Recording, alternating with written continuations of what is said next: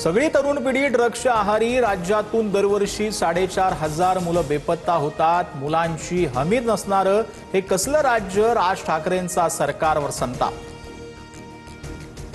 राज ठाकरेंकडून जनतेसाठी महाराष्ट्र नेक्स्ट वेबसाईटची घोषणा। वेबसाईटवर तुमचे विचार मांडा, करमणुकीच्या गटारगंगेतून बाहेर पडा, राज ठाकरेंचं आवाहन।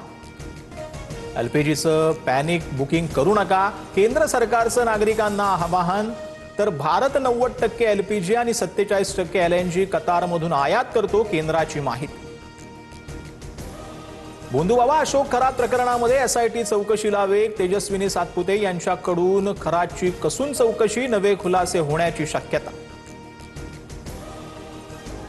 भोंदू खरातच्या 56 नकली प्रकरण समोर आल्यास महाराष्ट्र सरकारला महागात पडणार।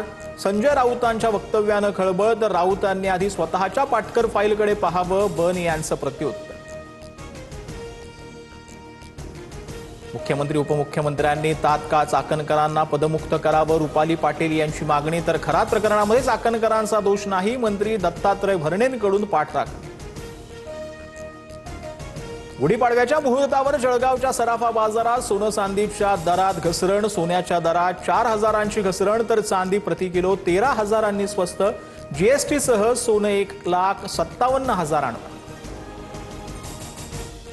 राज्यभरात गारपिटीसह अवकाळी पावसाचा तडाखा। बीड, बुलढाणा, जळगाव, नाशिकसह अनेक जिल्ह्यांमध्ये पावसाच्या सरी।